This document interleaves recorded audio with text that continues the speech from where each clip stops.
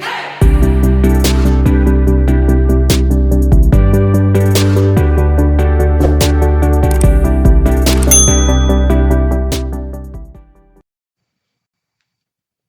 crafters, Karen here from Karen's Crafting Company, and in today's video it's all about sharing with you the 15 cards that I made using Kendra's Card Challenge number 9.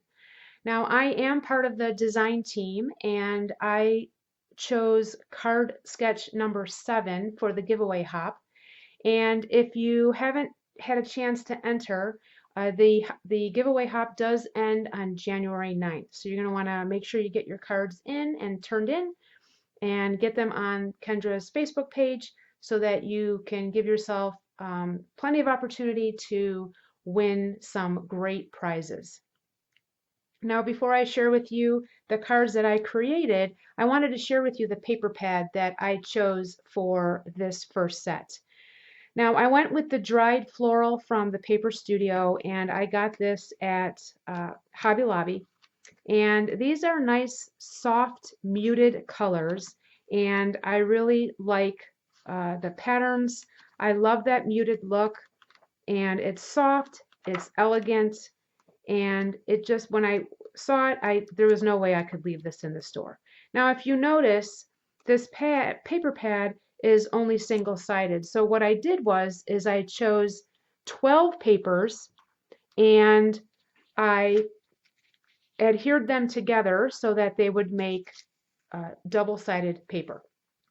It made the process go a lot smoother than just using single-sided pattern papers. All right, so let me show you the cards that I made. You will see that as I go, that some of the sketches I might have changed up just a little bit, or I did stick with the sketch that you see here in front of you. My theme for these 15 cards is birthday. I do have several birthdays coming up in the next month or two, so these cards will come in handy for that. All right, so let's start with card sketch number 1. So I did follow the sketch pretty much the same. The minor difference here is I did go with a scallop border for my sentiments, and then everything else pretty much is the same. I did not add the gems, and I just realized that, so I think I'm going to go back and I'm going to add some of those on there. For card sketch number 2, pretty much again followed it as you see, and then what I did was for my fishtail banner I stamped my sentiment, and then I ran the fishtail banner using the embossing the Big Dots embossing folder. I wanted a little bit of pop with that since I only had the one piece of pattern paper. I thought that turned out really cute. For card sketch number 3, I did follow that pretty much the same. Really the only difference is I moved my gems from the right part of the pattern paper strip onto my sentiment piece. I really didn't want to cover up the pattern paper. And then for my card front, I did use my 3D swirling embossing folder to get that look. I thought it was really pretty with the flowers. For card sketch number 4, again, pretty much followed that as you see. And I did bring in 2 more embossing folders.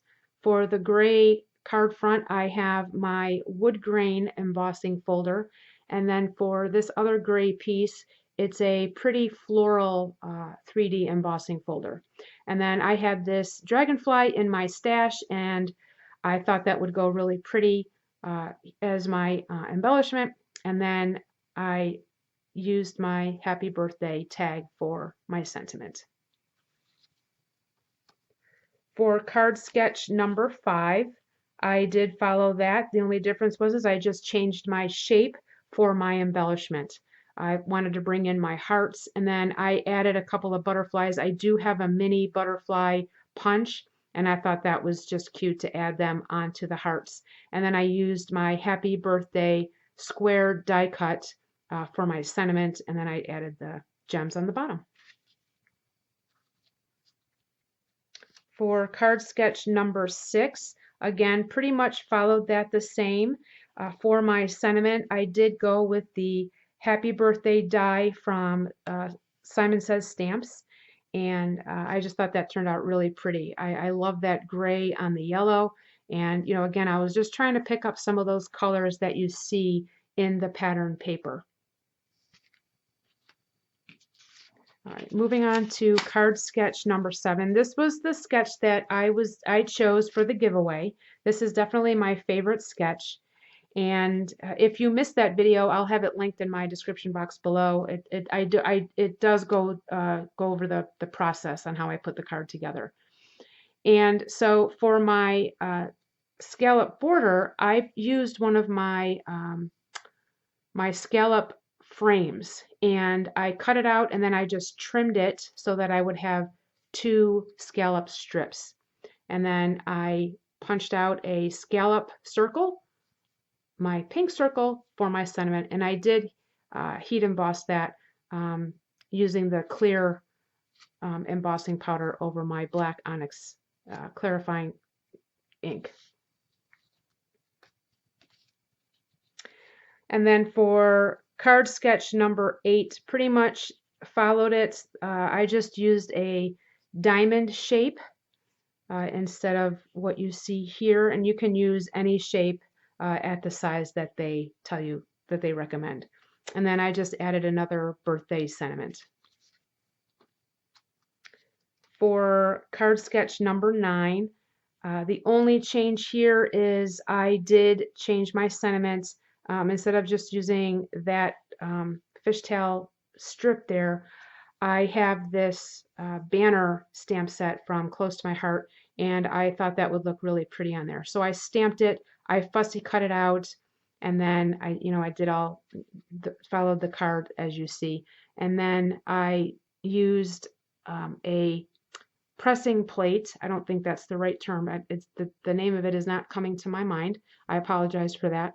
But it acts like an embossing folder, but it doesn't leave that deep impression. It's just enough to leave that impression on the paper, and hopefully you can see that it's paisleys. Card sketch number 10. Again, I followed that pretty much as you see here. I really liked the hearts, and I went with my nesting heart dies from Hero Arts, and then I do have a heart punch that I used to make my smaller hearts and brought in another birthday sentiment. And then for card sketch number 11, I followed that as well, and this sticker was in my stash, and I brought that in. And then cover plate, that's what it's called, cover plate. I'm so glad I remembered. So again, I did the same thing. I used a cover plate. You can see hopefully you can see the paisleys on that pink paper, but I ran that through, and I just wanted to, give it a little bit more dimension with the card. And then I stamped my sentiment, and again, I added that pretty stamp. And I don't know if you can see, but there's a little bit of that glitter on the rose. That's how the sticker came.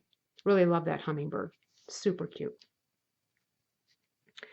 Sketch number 12, the only thing I changed was the shape of my sentiment. So instead of going with a heart, I pulled out one of my butterflies, and I absolutely love butterflies. They are my favorite thing in the entire world. And when I picked my papers after I had cut them out, I wasn't going to use this butterfly, but when I saw that the colors matched it, I thought, oh, this is perfect. That just looks great on there. Whoops. And then I added my happy birthday sentiment, and I just thought I love the pink and yellows together. I also love the pink and grays. I just think everything turned out really awesome. All right, and then card sketch, the last 3. Card sketch number 13, I did follow that, and again I used my Simon Says die cut happy birthday sentiments and put that on there. I just think that's super cute. And then I did use my wood grain embossing folder for the card front. And I did add an extra layer of the pink cardstock beneath the gray for more color. And then for card sketch 14 and 15, as you can see, they are very similar. And now when you look at mine, now sketch 15 does follow it exactly, but sketch 14 does not. It's turned, and that's because of how I cut my paper. So I didn't want the same pattern on both cards. I wanted to switch it up. So, and again, the advantage of doing this with double-sided paper. So when I cut it, you know, the angle just it's different. So it's not the shorter angle is on my right, on the right card side of the card instead of the left, but it works the same. And I'm not really a big fan of twine or ribbon, you know, things like that. I do use paper ribbon, but I'm not really a big fan. So I just brought in some scraps that I was using with the cardstock with my cards, and I just made a strip across both of those. And then I wasn't sure which embossing folder I wanted to use, so I brought in, for this one, I brought in my 3D swirl embossing folder to, you know, act as the bottom piece of the card. And then I added my butterfly for my embellishment. That's a Tim Holtz ephemera piece. And then I did the same thing here, but I used the weaving 3D embossing folder. Again, I wasn't sure which one I wanted, so I tried both and I liked both, and I think they both work. And again, this butterfly goes with that same ephemera pack from Tim Holtz. And those are my cards for the Kendra's Card Challenge number 9. Friends, I really hope that this video has inspired you to give the Kendra's Card Challenge a try. Even if you don't enter the giveaway, it's still a lot of fun to, you know, go into your stash and use up your products. And if you are interested in doing the giveaway, go ahead and check out Kendra's details on her YouTube channel. And again, you have until January 9th to get everything in. Now that wraps up another video, friends, and I hope that your day is a crafty day. Thanks so much, everybody. Have a great day. Bye-bye.